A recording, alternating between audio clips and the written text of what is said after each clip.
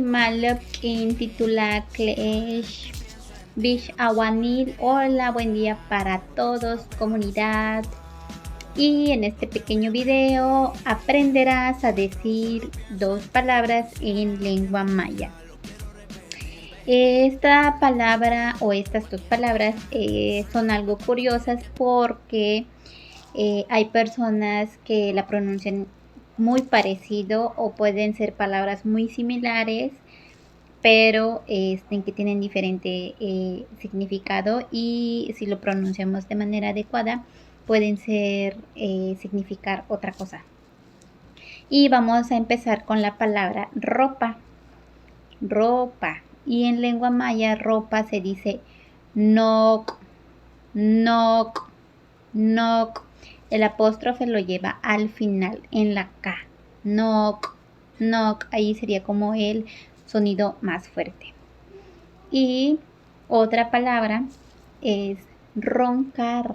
Roncar, el sonido que hacemos cuando nosotros estamos durmiendo.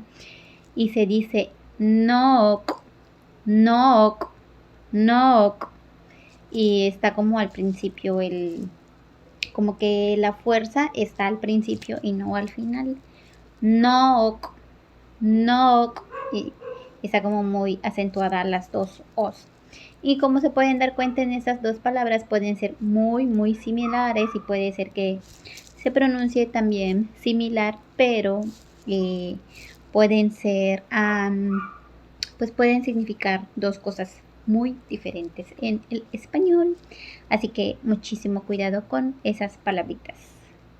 Compartan mi videíto para que otras personas aprendan estas dos palabritas y seamos más personas que hablen o que sepan palabras en lengua maya.